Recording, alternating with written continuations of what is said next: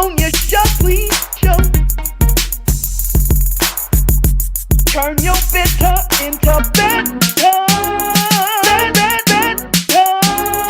Into better. It's the Sonja Shockley show.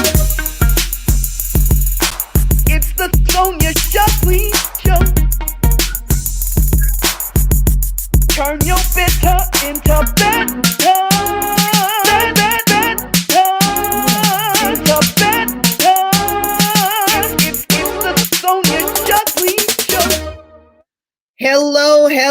Hello, everybody, and welcome to the Sonja Shockley Show. I am your host, Sonja Michelle Shockley, inspirational singer and speaker, grief coach, soul nurturer, and your big sister in relationships.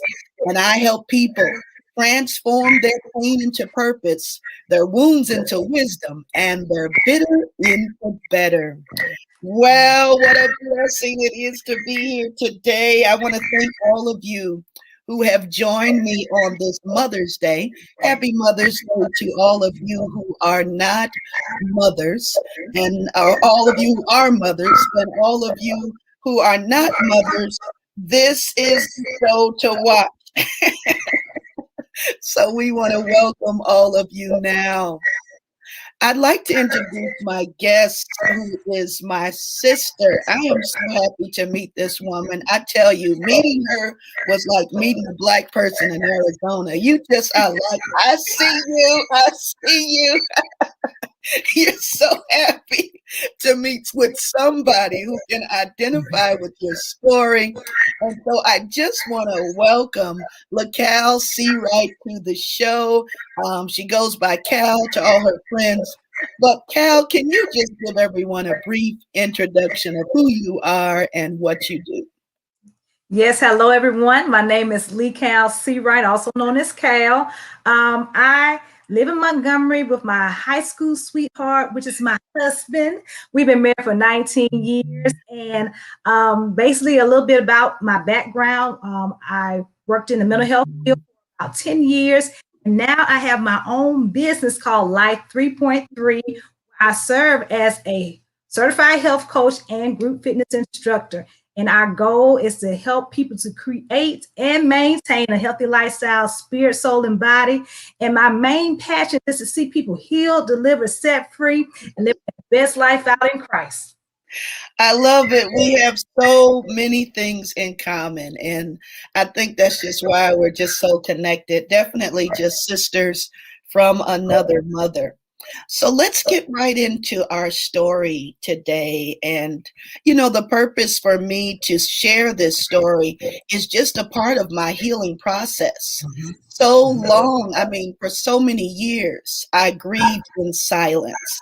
And so there wasn't a village for me. There wasn't that support group for me. And so now, as I encourage others to face some of the painful events in their lives and allow themselves to grieve and feel those emotions, I have to take my own medicine, my own prescription. What I'm asking others to do, I myself must do. And that's what this is about. It's about the healing process. So I'll talk a little bit about my story, and then Cal, I'm going to ask you to share a little bit of your story. For me, as a child, I always wanted to be a mother. I believe the nursery rhyme that said, "First come love, then come marriage." Yes, from something with a baby carriage. I absolutely believed that was going to happen for me. I had been practicing, preparing. You know, I was great with babysitting. I was great with teaching. Just born to nurture. I was a wonderful big sister. So I knew that I would just be a perfect mother. I knew that I would have 4 children. I already had their names written out. I was ready. And so you grow up and, and then everyone around me was fertile. So, I really didn't even think about the possibility that it wouldn't happen for me. My mother had children, my aunts, they had children. My best friend, her mother, who lived across the street from me, she had 17 children. So fertility was just all around. I knew I was going to one day join the tribe of motherhood. And then you get older and you realize that this isn't really going to happen for me, and dealing with that and coming to terms with that. Talk a little bit about your story in the early days. Very similar, the same thing. I wanted kids. I had the baby dolls and stuff. Yeah. And had the children names picked out and everything. And so the thing about it is I got married young. So I wanted to have kids, but I vowed to myself, I ain't trying to get married now, but it came.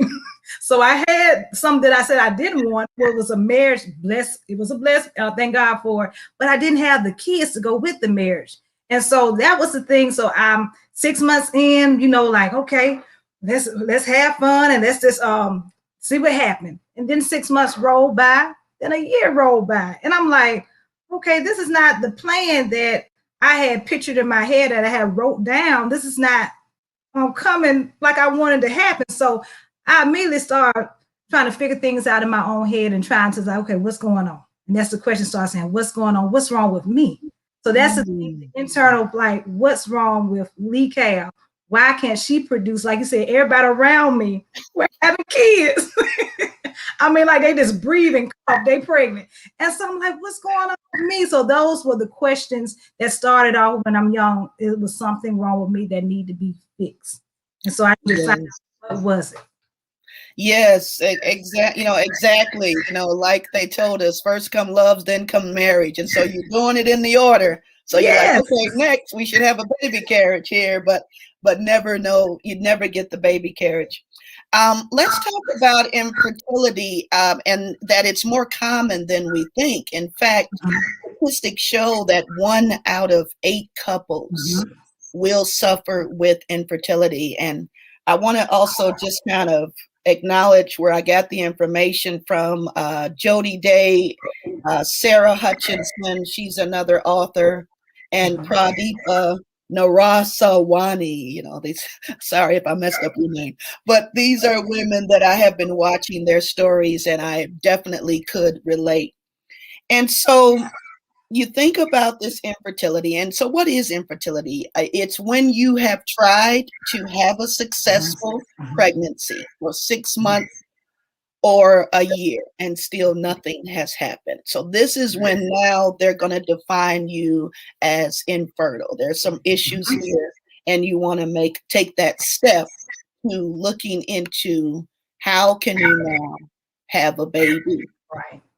So I'm looking at some of our questions, and we see that it's more common than we thought, and we're always thinking that it's our fault. You talked a little bit about that, LaCal. I felt that same type of guilt, like, what is wrong with me? My body was made to do this. I've got a uterus, I've got ovaries. Why is it that it's not happening for me? And then you go to the doctor and they say, we can't really find anything wrong. You're doing all of these crazy tests. I can't even tell you all the tests you're doing, only for them to say, we really can't find anything wrong. That was a part of my story. How about you? Well, the same. In the early part, they were like, well, everything looks good. On both part of me and my husband, they didn't find anything significant that was going on. They just saying, just continue. That's what they say, just continue trying to have kids. So that's what we did. And so, but that didn't turn out the way we thought it was going to turn out, because just fast forward a little bit, I did go to an infertility doctor, and the man, I'm just being honest, the first time I went being young, 23, that man scared me to death. I'm like, I'm not going to try to do this on my own, because he was just throwing stuff. Try this. I want you to do this. And I'm like, this serious right here. Let me just back up a little bit, because and people saying, well, you got time, you young. So that's the card I took. I got time. I'm young. Let's try it this way instead of this thing that you like. I don't know nothing about this, right? But he scared me. So I bagged up from the infertility when I was younger, in the early, like 23, 24, 25. I bagged up from it until I got a little older, and I'm like, okay, something really must be going on, because everything that they're telling me to do, the wise tale, take Geritol and all that stuff, all that stuff wasn't working. Oh my God. Oh my God. Let's talk about the treatment since you went into it. There, of course, there's the medications, the fertility medications that you can take to increase the eggs in your ovaries. And as a retired ultrasound tech, I know about all this stuff. I'm a person who was checking her own ovaries and going home saying, it's time. Okay, we need to do something now. I'm that woman. Okay, so I know about ovulation. I know about the window that we have. I know about the Clomid and the different drugs that they would give you. And then there's IUI, which, my nickname for IUI is basically the turkey baster. You're going to take some sperm and just inject it now right into the uterus. And then there's the IVF, which is kind of like the big mama of all of the different specialties that they have out there now. And so after going through this process, and we're talking about thousands of dollars, we're talking about a house you could have purchased, right? For the money that you sent out. And when I look back, really the only person I had in my village that I felt comfortable in talking to was my mother. And she's a type of woman who believed in alternative medicine. So you name the herb, my mother had given it to me. Every concoction she could come up with, she had, told me about it. I remember the day she gave me the mandrake plant. I don't know if you know that in the Bible. When Rachel says to Leah, let me have those mandrake plants. Oh, yeah. Yeah, because those help me, and I think Reuben had picked them, and she was like, well, if I'm gonna give you my plants, then let me sleep with Jacob. But I have tried everything from maternity massage. I was going to a therapist who was actually massaging my uterus. I was paying her to massage my uterus. So you name it, I probably have tried it and have spent thousands and thousands of dollars to become a mother, and again, grieving in silence. Talk a little bit about your treatment and some of the wild things that you've tried, from the, hey, stay in the bed and put a pillow under your butt. Yeah. That was one. That was one of them. The treatment that I tried, I didn't do the IVF, but I did do 2 rounds of IUI. And so, I said, being young, the money wasn't there. Just to be honest, it was expensive to go that route with the IVF. So we're like the prayers and just doing all the other things that my husband's a big research person. So he all on the internet. They said like I said, the pillow thing, position wise, trying different positions, trying to do things to bring about this conception, and like nothing was working. I mean, far as taking like you said, medicine, taking herbs, everything that we can think, oils, rubbing oils on me and all that, but nothing seems to get us to that point that we want, which was conception of a child. So yeah, we identify for sure. Let's talk about some of the pain. I mean, let's just be honest. The pain, the jealousy, the bitterness, there was a time in my life that I just really had to say I must be cursed, because you see that fertility is just a part of God's blessing. When you read the stories in the Old Testament and you see how, the Abraham's people, the Jewish people, were blessed. Even in Egypt, they're having so many babies. They're telling the midwives, hey, there's too many babies for these, you know. Yeah. And so you see fertility as a part of blessings. And as a godly woman, I truly believe that when they say what God has done for others, there's no secret what God can do. Yes. What he did for others, he'll do for you. I was one of those people who, like Hannah, was, if I just pray a prayer where God knows, where I could just get this prayer through, you're praying like a drunk woman in your tears, saying, don't forget about me. I truly can identify with the desperation of Rachel, as she tells Jacob, why won't you give me a baby? And I've even said those words to my husband. And he's like, really? I'm not God. I can't give you, only God can give you a baby. So, and then being in a profession, 18 years as an ultrasound tech, where I am dealing now with women who are pregnant. I don't even know how I ended up in this profession, but you're now seeing babies every day, and you've got both sides of the spectrum. You've got the fertile women who are coming in, who it seems like I was seeing them yearly almost, oh, pregnant again, and then you have those who were like me, struggling and desperate and just wanting to, just hearing their story. And I remember I had one woman that came in, she was on her 8th pregnancy. She'd already had 2 sets of twins. And I told her that she was pregnant, and she just broke down and cried. And she said, I just wish I could give fertility as a gift for someone and help them. But of course I didn't say anything because that's not professional. But I wanted to be like, please, could you give it to me, please? So talk a little bit about you. How was it when you heard about yet another friend who's pregnant, yet another baby shower you got to go to and put the face on? How was that for you? Talk about those emotions. Okay, the first one I'll talk about is I've said previously one time that I felt robbed of it, robbed of something that I felt was a right based on the word of God. And That's then right. that now, like I said, I realized that I was self-righteous because, okay, I did this way. I got married. I said I didn't have children. I had a red lock. So then you start judging. Now look at them, Lord. Well, why I'm doing stuff right? I'm not sinning. I'm not sleeping around. I'm not. But why? Look at me. So I'm trying to justify why I should be pregnant. And so that thing is it gets like all in your head, like manipulation. Then you start becoming competitive. You start getting jealous. I skipped out on a lot of baby showers. I'm gonna be honest. I skipped out.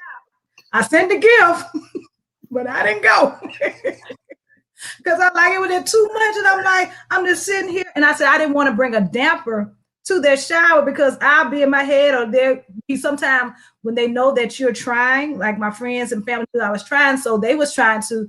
When they come around me, they was very careful what they said. So it felt like I was such like a fragile person that I'm like, I'm just going through something. Yeah, but you don't have to treat me any different. And so I felt the difference of treatment with other family members that were able to have kids. So I felt the separation on that part, and also just the shame and guilt and just the condemnation. So I walked in bitterness. I walked in the jealousy. I walked in in fear. Just to be honest, I walked in fear of the unknown, fear, Lord, this may not happen. How do I cope with this?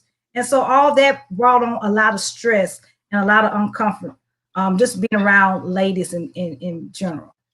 Yes, for sure, girl. I mean, oh my God, when I tell you, you are saying a word there. And how I felt like Sarah, where the Bible says her soul was vexed at Hagar.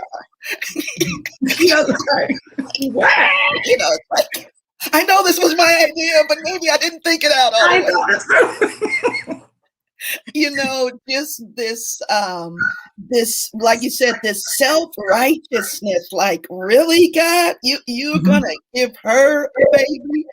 She's on pregnancy number 6, doesn't even have a job, and like I said, as a tech, I'm dealing with sometimes drug addicts and homeless women. And again, I'm not trying to come across that these are not women of value. Please, I'm trying to testify about where I was.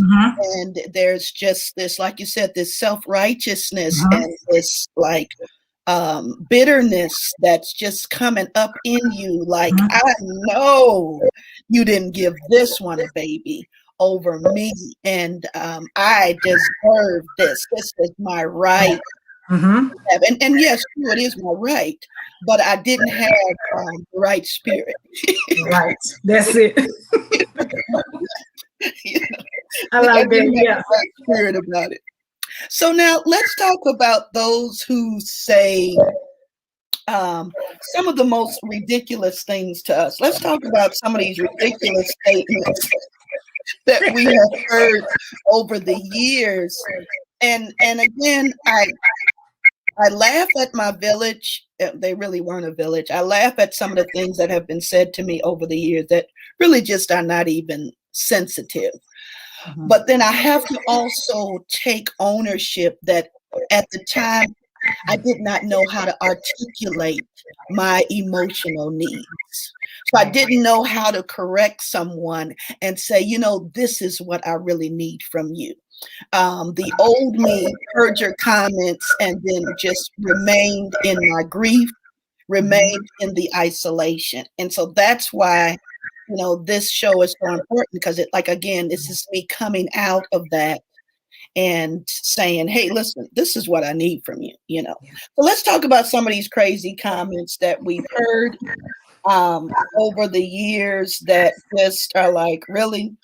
So, you have those who say, why don't you just adopt? Yeah, I get that a lot. Yeah. I mean, what a novel idea. Why didn't I think of that? Really? Yeah. Adoption? Yeah. Is that something that I could do? So you get that a lot. And the fact is I wanted a biological baby just like you. I wanted a baby who looked like me, just like, like you did. I had the water birth planned out. You're looking at a control freak here. I'm a person who's trying to recover from being a control freak. So yeah, I had the water birth planned out. The family was going to be in the living room watching TV, and me and my mom were going to be together with the midwife and the doula, and this baby was going to come into the world like Simba in the Lion King. This was ready. I was ready. So now you're going to say to me, oh, why don't you just adopt? Not to mention the cost of adoption after you have already spent so many thousands of dollars. How did you feel when you hear comments like that? like you, I didn't know how to articulate myself in the beginning. So when it's come to, it was like blows, like, but I want kids, so I want my own. Because one, I hear a lot, you can have one of my kids. Yeah, girl, that's. I'm like, okay, them your kids. I want some kids of my own. And like, all right. So it's like, and I do, like I said, I do value those who adopt kids, and it's something I'm thinking about doing, me and my husband in the future. But when you're in this process and you're in this, don't know really what's going on, and you getting these statements, you don't know what to do with it. I'm like, no, I don't want your kids. So, or sometimes you don't know, you smile there and you hold all that that word in, and you bury your emotions. And so that's what I realized I was doing a lot, was burying my emotion, and was walking around sort of like in a numb state. And because these little statements, I mean, some of them really didn't mean no harm by it, but just they didn't know what to say when you tell them that I'm not, I don't have kids at the time, so they really don't know what to say. And then one was this is one, you're so young, you don't need no kids. I'm like, okay, You said but I do. So I hear it a lot. You young, you don't need no kids. And another one was, this is a time that you can enjoy yourself. You can go Right. travel. Yeah. Oh, that's You another can one. go Yeah. do all You can that. I'm like, travel. Oh, you're yeah, so you can free. see the Oh, world. You don't have nothing to tie you down. that's right. That's right.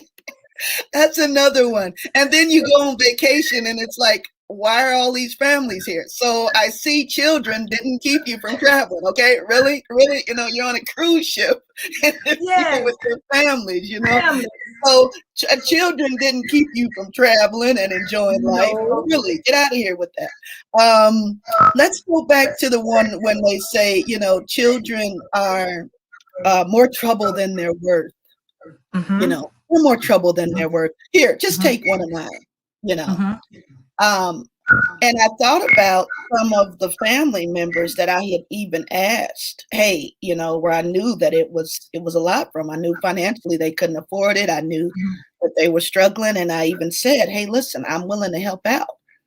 And the offense Yeah. of clutch the pearls, like how dare Yeah. you?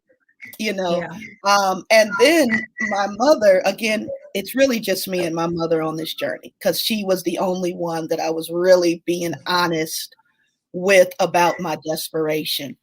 And so my mother had actually met a distant relative at a funeral, a family funeral, and she was pregnant. I think this was baby number 10. Mm-hmm. And so my mother, you know, after listening to her story, was like, you know, my daughter would really like a baby. Would you be interested in adoption? And she was like, yes, yes. And we took care of her. I mean, we moved her in, we wined and dined her, you know, everything she needed. We provided that. But then at the last minute, when it was Right. time to have the baby, I did not come home with a bundle of joy. Mm-hmm. So that was kind of like a story. That was kind of one of the losses. Mm-hmm. That was just yet another disappointment, another punch in the gut of wow, this isn't going to happen for me. So yeah, they say that, but they don't see the how insensitive that is. You know, you wouldn't say to a person, "Oh, parents are more trouble than they're worth." You know, thank God Yeah. your parents are dead. You Right. know, wait, what? You know, I mean, that's just about how crazy it sounds. Uh-huh. And again, these are all well-meaning friends, Yes. well-meaning family members. But the fact is when people are uncomfortable with your pain, with Right. your grief, they want to quickly shut you up, quiet you, and just say, listen, I don't really want to hear that. I would rather you say that to me Yes. than to say that. That's one way to look at it. The other way to look at it is we need to do our part to educate our village. That's it. You know, if it takes a village to raise a child, then I still need my village, even when I'm grown. This was a time when I really could have used my village to be sensitive to what I was going through. Any comments on what I just said? Okay. Did you have any comment? Yeah, can you hear me? Oh yes, ma'am. I can. And mine was the same thing. It was just open your mouth. Yeah. And that's the thing that God had to keep whispering in my head. Open your mouth. And he said, a lot of people, you're going through stuff, but you're not letting no one know. So how would they know how would they know how to interact with you? How would they know that you're going through something if you are faking it with a smile on your face? Yeah. Yeah, I'm okay because you can play that role. Oh, I'm okay. I'm fine. I'm fine when you know you're not fine. So it's just being honest and my thing was having people that I can talk to. And I did have like my mom, I had my sister, I had my mother-in-law, people that could share in that. But my thing was, Cal, leave your pride aside and open your mouth and let people know that you are going through something. I mean, husband, because we got to the point he was suffering in silence over here. I was suffering in silence, but until we had to let go our pride and say, okay, we don't have to be negative. We're in this thing together, so why are we not talking about it? So when we came together and realized, hey, let's open up, that's when the healing, like, oh, you going through that too? I didn't want to say that because I didn't want to make you upset. Well, I didn't want to say that because I was going to make you upset. And it's like, what all this unnecessary dancing going around? We just would have opened our mouth up and just be honest, like, hey, I don't know what to do with this one right here. I'm tired. I don't know. And so it's precious when God keeps saying, open your mouth. And it helps. And it helps. Beautiful, beautiful. And in fact, a person needs to talk about a painful event at least 100 times to help them to grieve, So, but again, in my early days, I didn't even know that that's what it was. I didn't know I was grieving. So people will say, grieving what? You haven't lost anything, Let's talk a minute about some of the things that you're growing to grieve. And I made a list, and you tell me what you think. So we're grieving the fact that we'll never have children. We're grieving the fact that we'll never have our own family. We're grieving the fact that we're never able to correct some of the wrongs of our youth in our children. It's like, let me get it right in you because I didn't get it right as a child. We're grieving the fact that we'll never get to stand alongside with our friends and our siblings and watch our children play. We're grieving the fact that we'll never hold their little hands or watch their little mouths. I love to see little babies eating. I don't know what it is. I'm just so happy when I see a child eating. We'll never get to throw birthday parties. We'll never get to see them that first day of school taking the photos. We never get to watch them grow up, get married, to graduate, to be grandmothers now. I wanted to be the big ba, when they come home for families. I just so looked forward to that, being big mama and everybody's coming home for the holidays. We never can give the gift of grandchildren to our parents. That's what mine was. Man. That was mine. Yeah. The wound that is. I mean, let's just pause for a minute. I was looking forward to that next generation and having my mother's input. Yes. I saw you nodding your head on that one. You want to say something? Yes, and that was my biggest one, is wanting to share one of my family members to instill into my children what they did, like my nieces and nephew, and allow them to experience the love and the nurture that they did. So that was a big one for me. It's like every time I see my nieces and nephew, I enjoy being around them, and I love how my mom and dad, how they just pour into and love, and I'm like, wow, I wish that my kids could experience that with my kids. So that's one thing. So I just kind of sit back in the cut and just like, okay. Yeah. Just okay. For sure. You never will be able to be a mother to children with your partner. Yeah. Man, that's another one that I was just like, this is my partner, this is my husband, and I can't even have a baby that we share together. You'll never join that community of mothers. And for some reason, they want to put womanhood with motherhood. They always want to group us together. So, I can't tell you how many sermons I've had to preach on Mother's Day for women's, but it's not Women's Day, it's Mother's Day. And then they want to try to make you feel better. Oh, everybody's a mother. Yeah.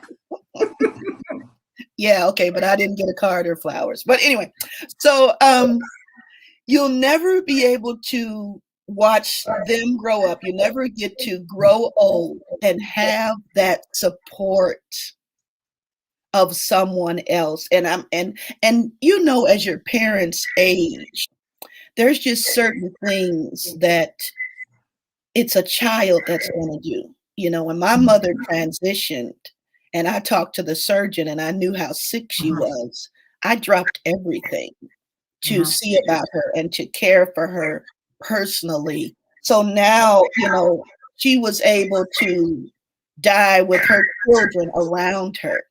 She was not alone. And so now you're thinking, when it's my time, Mm. who's going to take care of me? Am I going to die alone? Which is just a very fearful and scary thought. Yeah. You never have someone to preserve your legacy.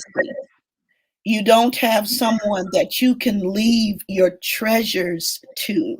I'm very sentimental. Anybody that knows me, I've got stuff that was passed down from my grandmother to my mother to me. And so it's important to me because it was important to my grandmother. It was important to my mother.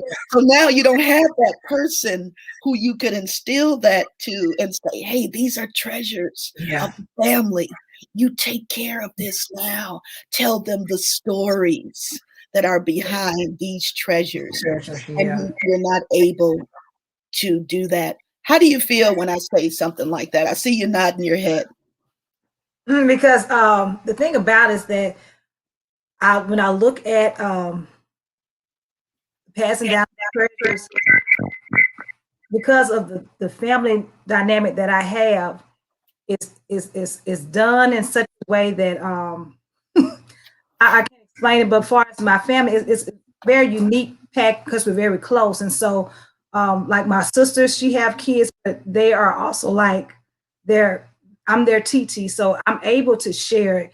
But the part about your own, she's installing value, but she give me the opportunity as well. Thank God to instill values as well, because they're very open. Like, Cal, we can't raise our children by ourselves. You have so much value that you can give into them. So I have the opportunity to do that, and I understand now that I may not have it for. It may not be for me to have for my kids, but I do have the opportunity now to do it. So I'm in a point of like I had the opportunity, so they haven't robbed me of that. So I'm grateful in that moment for that. So when I'll shake my head like, God, thank you for that. I'm grateful that I'm able to at least share that because of the closeness of our family. Yes, praise God that you have that, and beautiful. Thank you for sharing. So let's talk about the modern woman for right now, because the modern woman has more pressure than I think I even did. I'm a little bit older than you, but the modern woman is told now, well, listen, you need to get your education. Then after your education, you find you a good mate, and then you settle down and have you some babies. So we're talking about if you want to get a master's or a doctorate or whatever, then trying to find a decent mate that you want to build a life with. Okay. So we're really talking, and then now being stable enough financially for a family. That's true. The modern woman is really in her 30s, starting family. Yeah. And so we know that at age 28, we're born with all of our eggs. For those who didn't know that, we're born with all the eggs. And at age 28, fertility goes down. By age 35, there's another significant decrease. Age 35, you advance, you over the hill, as far as trying to now give birth. And so you think about the pressures that are on the modern woman today with wanting to have it all, wanting to have the education, the career, plus wanting to have the family. It's a lot. And you almost have to say, man, do I have to choose between the two? Because if you're not able to find a mate in that window, there's really like this 15-year window. You can find that you're alone. What do you think about those statistics there? And basically that is true, because I even talked to a young lady recently just about this. She's just finished college and stuff, and she said, well, my friends, they have kids, and they and I see all this going on. She said, but this is not what I want right now. She said, I want to finish my education. I want to start my career. And she says, like, it's a pool. Like, I have to choose between family now career. So it's like an added pressure that's being put on them. And it's like what do I do? What do I do? And the main thing is like to inform, okay, this is what's going on, and just being aware of if someone had told me I know now, it would help me make better decisions. Just being aware, okay, like you saying the 35 age, like just let us know things because we just don't, I didn't know until I went into the infertility doctor and I'm 35 and they telling me 35. I'm like, wait a minute, I'm at that age. And so it's just like just being aware and being open and just sharing with them because she didn't know. She's like, I didn't know that. And I'm like, yeah. She said, well, it makes you now kind of not try to control your life, but that's think of it in a new way. Sometimes you may have to go outside the box and think about, okay, but that may not be what I need right now, or that may not be. So give them choices that they have to make. Yes, for sure, for sure. And so statistics show that really only 10 to 15% of women are infertile because of infertility or because of medical reasons. And then there's another 10 to 15% who has just, they've made the choice. I do not want children. I do not want to be a mother. So then now we still have this 60 to 80% of women who are childless. And I think it's because of that window. There's just not enough time because we're keeping up more with the masculine standards. You know what I'm saying? As far as career. And again, that's a whole nother talk show. We have to have another episode on that.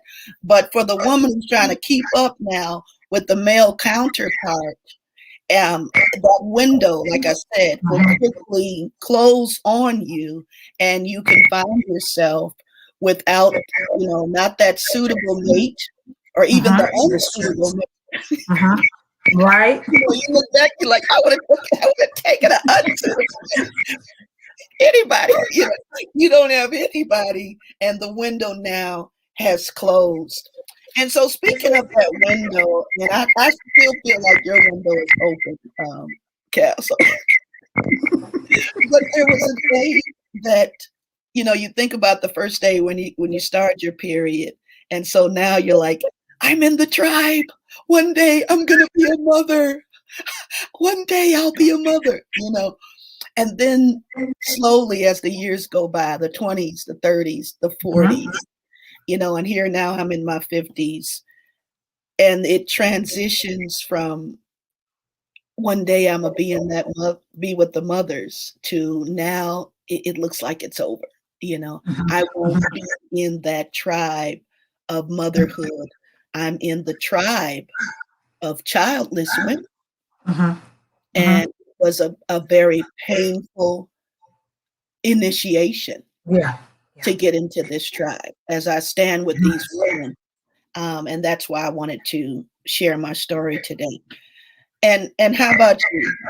You still got some time, I feel, but you're getting closer to that time where you're thinking, hey, I guess it may not happen for me.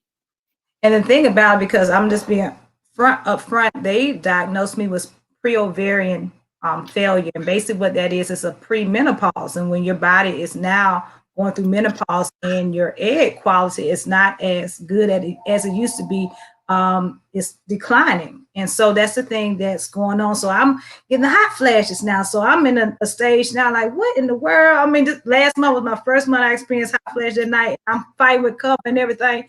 And I'm like, what's going on? And the thing that helps me through this all is I had to know my identity. I'm not identified by barrenness. It does not define me. And so that's the only thing that kind of keeps me in the same mindset. It's like, this don't define me though.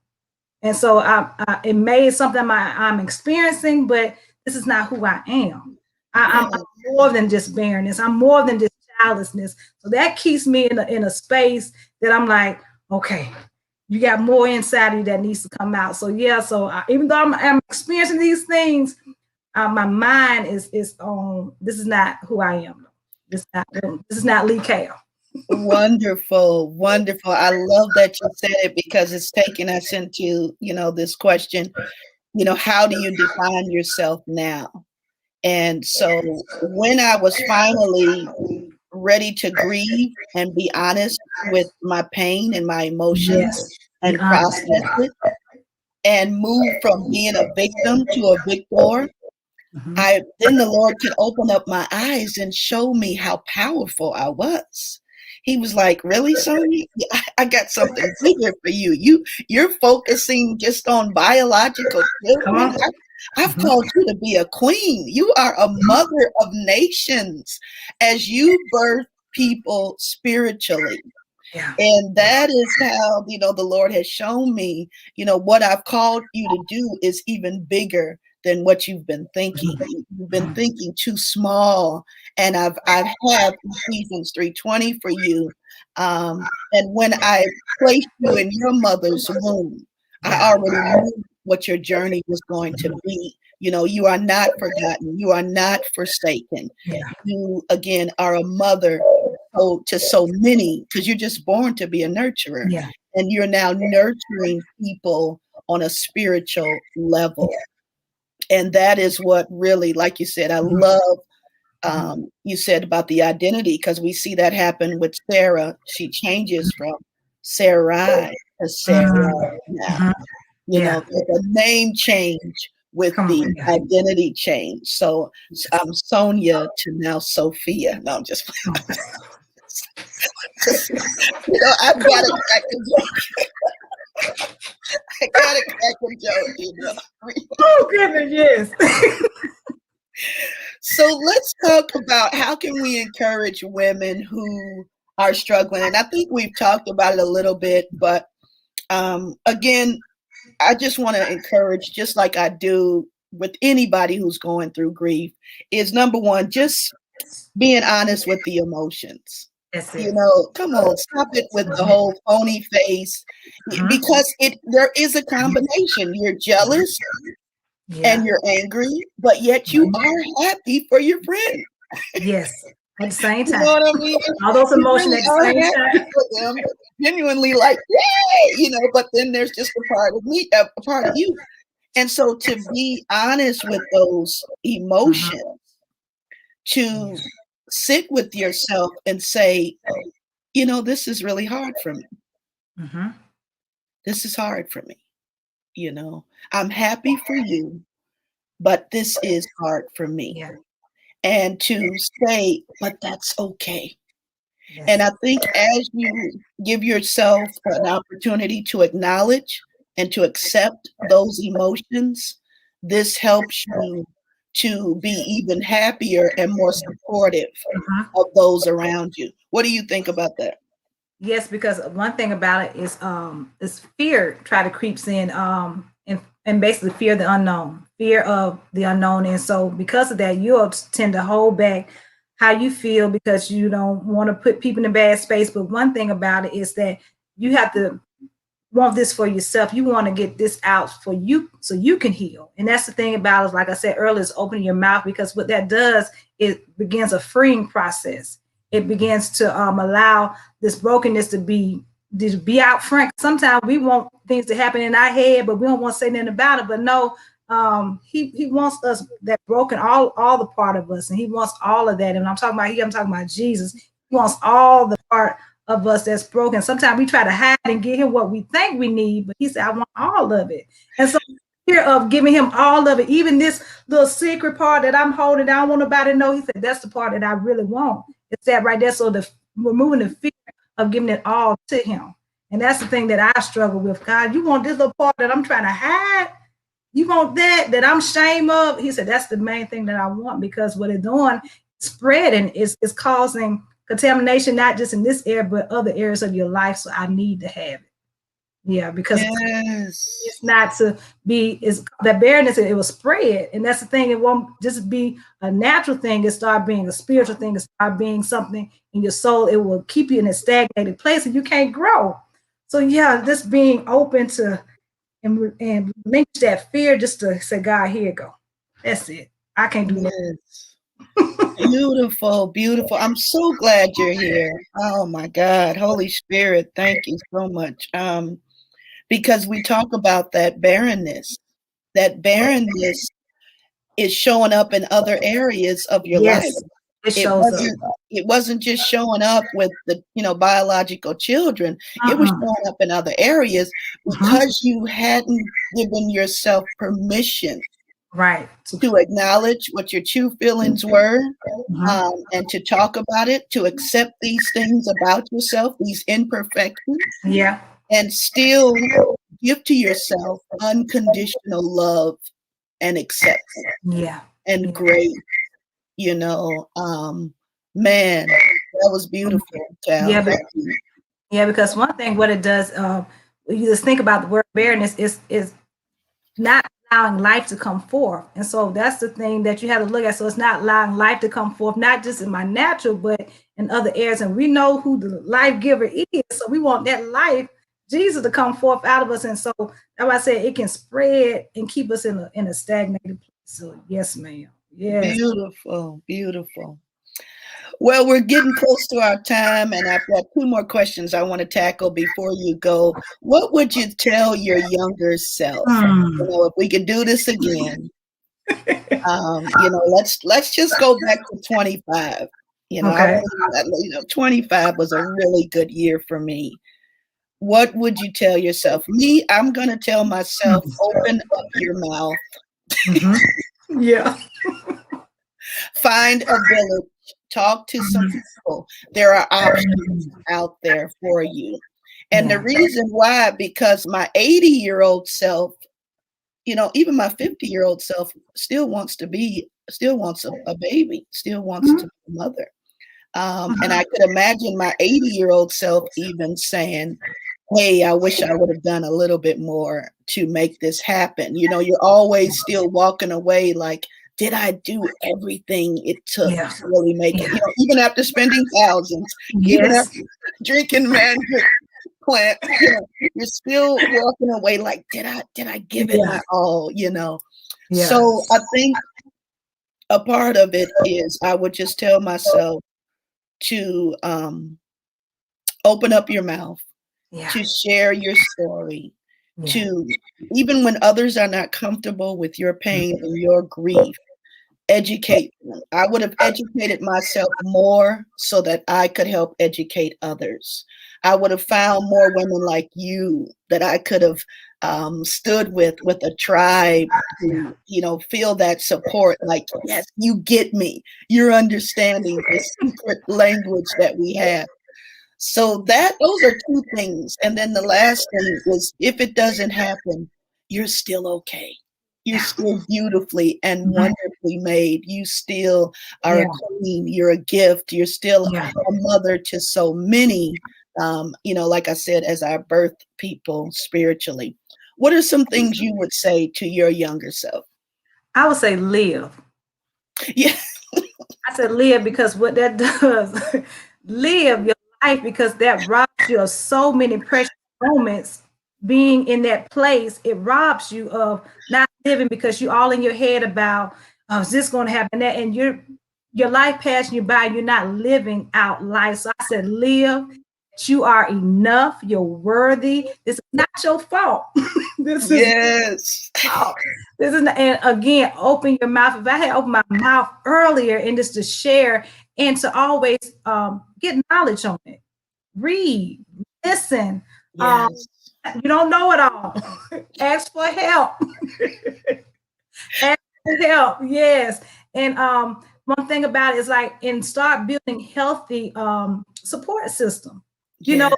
Like teaching them what I know, and they may be showing you, okay, I didn't know how to come to you, but start having healthy conversations around this topic, because one thing, it's not going, this barrenness, infertility, it's not going nowhere. And one thing about it, we want to start sharing it and make it not a shameful thing, make it a thing that's kind of hidden and quiet. But a lot of people are going through it, so don't be afraid just to open up and just to share. Just share. That was mine. That was mine. Yes. Yes, and I think that we're educating others too. As we talk about this story, we're educating them on the statistics. Like I said, 1 out of 8 couples suffers with infertility. 1 out of 5 women, 1 out of 4 women, just depending on the country, will be childless. Yeah. And 1 out of 4 pregnancies end up in loss. Mm-hmm. There are several women who have had miscarriages. 1 out of 4 pregnancies ends Mm-hmm. in loss. And so that's still a loss. And I hadn't really thought of mine as a loss, even as they were. I remember when they put in me my last 2 eggs. They're my embryos. They were my last 2 embryos. Mm-hmm. And I was just like, this is it. It's my last 2, Lord. And praying over those babies and really hoping that they would be, my twins, hopefully. Mm-hmm. And then, you wake up and you're bleeding. And it's, that this is it. This was my last chance here. But I had never really thought of them as babies. Mm-hmm. They were. Yeah. Yeah. They Yeah. were babies. They were, Mm-hmm. they were embryos. They weren't just an egg and sperm. They were together Yeah. to make a baby. They Yeah. were a baby. And I hadn't really thought about that. And then when I did the grief recovery and I became a coach and certified, my coach said to me, "Have you written a letter to that baby? Mm. Have you had closure by saying a final goodbye to the baby?" And I was like, I didn't even think about, Yeah. you Yeah. know, because I wasn't just saying goodbye to, those eggs or those embryos, all the embryos that I had in storage, all the embryos that I've tried to conceive with, but I was saying goodbye to Mm-hmm. a dream, Mm-hmm. to the whole hoping and the expectations. And so when I wrote that letter and I named the baby, that really helped with the Mm-hmm. closure. Ocean. Amen. Yeah, it Yeah. really helped. It took me to a level where I was able to really release the shame and guilt Yeah. and Yeah. talk about it. Mhm. Yeah. Yeah. Yeah. That's good. That's good. That's good closure. Mm. Yes. That's good. So, any final thoughts before we go? Our time is pretty much up. Any final thoughts? Let's talk about what you're doing now, because we both wore our orange today because orange is the color for infertility. April is the month for Yes. infertility awareness. Talk about what you're doing now to help those in your community who need to be educated about this. Mainly, the first thing is opening my mouth and share your story. And so that's the thing is always have the opportunity now. The shame is gone from it, so I'm able to now just to share whenever God says share, I share. And majority of the time, that's when people start opening up. Like me too, I'm going through that too. Another is like we're doing now, having more healthy conversation around this area, making sure that we want to change the culture that's around infertility because it's been sort of like a hush hush thing, a thing that we don't want to talk about. So making this a healthy conversation and having more conversation like this now. Also, in the month of April, they have wear orange. And so that's what we got our orange. We may not be in April, but we in May. We're going to spread it out. And so basically what this is, the national, I want to make sure I said the National Infertility Association in April, they hold a campaign that said wear orange. And this is a color that shows life, shows compassion. And so they chose this color because they want to make sure that we bring awareness to people in a fun and creative way. And also just reading more, learning more. Always don't get stuck with this. No, everything's always changing and learning more. And this being a support system for anybody who may be going through. So just being there. And the main thing, just being there for people. So that's been going on. And I have some future things in the plan, but COVID came and knocked it out. Like I want to do walks and stuff just to bring awareness to this subject. Yes, ma'am. Yes, and anyone who would like to contact Cal, they can reach her at lsgs05@gmail.com. Again, that's lsgs05@gmail.com. And you know that you can always reach me at Sonja the Grief Coach at gmail.com. Again, that's Sonja the Grief Coach at gmail.com or on social media at Sonja M. Shockley. I hope that you enjoyed this show today. It has been so healing. It has been wonderful.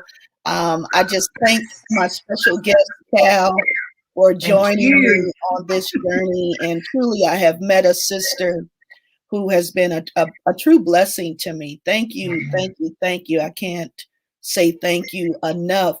Thank you for this opportunity. Um, I also want to just encourage my audience to please go to my YouTube channel, like, share, and subscribe to these videos. These are positive messages that need to get out and encourage people who are hurting. I continue to align with my purpose, and that is to help heal the brokenhearted. And so please help me by sharing these messages. Like, share, subscribe. Go to my YouTube channel and subscribe. It's free. It only takes a second. Make sure you touch that bell, tap the bell so that you are subscribed. Let me ask you this before I go, Sid. If the opportunity does come for you to adopt, are you interested? I would say, yeah, it's something that me and my husband talked about. And so if things line up far as far as the kids and far even the finance of it, that's something that we have decided that we would want to do. Good, good. And as for me, I'm still open to adoption myself, preferably a 10-year-old that comes with a nanny. But okay, yes, ma'am. put this child through college before I turn 70. So let him be 10 years old. But anyway, you know me, I'm still just being silly to help to ease the pain. But thank you again. God bless all of you. Let me just quickly see if I have any questions from people who might have had some comments. Oh, I'm getting some thank yous for the show. Hello, Sonja, looking so beautiful. This is Tanisha. Thank you so much, ladies, for your perspective. I do not take your experience for granted, and no, I have been guilty of the ridiculous things that have been said. Thank you, Tanisha. That means so much. She's saying LOL. I guess she was just talking about that. I know I was trying to give kids up. I'm sorry for the incident. she's wonderful. I love her. Thank you, What can I say? What can we do to support on days like Mother's Day rather than everyone is a mother? Thank you so much, sweetie, for all of these. And yes, I think we've shared what we need. At the end of the day, we need your prayers. We need your compassion. We need for you to hold a space, not thinking that you can fix it because you can't. But just holding a space and saying, hey, this may be hard for you, but I'm here. And if we're ready to talk about it, then we'll talk about it. If we don't want to talk about it, now don't start the conversation and we didn't say we wanted to talk about it. Don't just come up to us. I know this is hard for you. No. We do start the conversation and we're talking about it. Be willing to listen. Be willing to say, hey, I got you. I'm praying for you. I'm here for you. Let me know what I can do to support you. So thank you to Tanisha and all of you who have been watching. I'm also getting some private texts from people who are saying thanks for the show today. God bless all of you. And again, I'm Sonja Michelle Shockley from the Sonja Shockley Show, helping you to turn your bitter into something better. Take care and God bless. God bless.